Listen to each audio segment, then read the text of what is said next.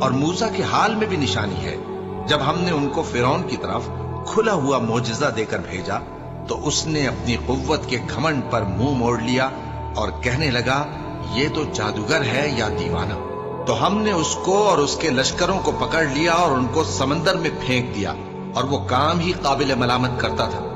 اور عاد کی قوم کے حال میں بھی نشانی ہے، جب ہم نے ان پر نامبارک ہوا چلائی، وہ جس چیز پر چلتی اس کو ریزہ ریزہ کیے بغیر نہ چھوڑتی۔ اور قوم سمود کے حال میں بھی نشانی ہے، جب ان سے کہا گیا کہ ایک وقت تک فائدہ اٹھا لو، پس انہوں نے اپنے پروردگار کے حکم سے سرکشی کی، سو ان کو کڑک نے آ پکڑا اور وہ دیکھ رہے تھے۔ پھر وہ نہ تو کھڑے رہنے کی طاقت رکھتے تھے اور نہ مقابلہ کر سکتے تھے، اور اس سے پہلے ہم نوح کی قوم کو ہلاک کر چکے تھے۔ بے شک وہ نافرمان لوگ تھے۔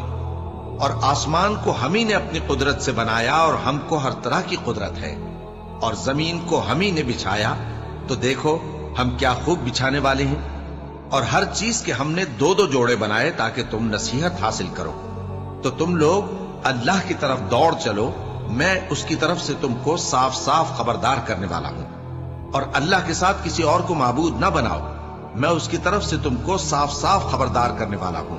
اسی طرح ان سے پہلے لوگوں کے پاس بھی جو پیغمبر آتا تو وہ بھی اس کو جادوگر یا دیوانہ کہتے۔ کیا یہ لوگ ایک دوسرے کو اسی بات کی وصیت کر مرے ہیں؟ نہیں، بلکہ یہ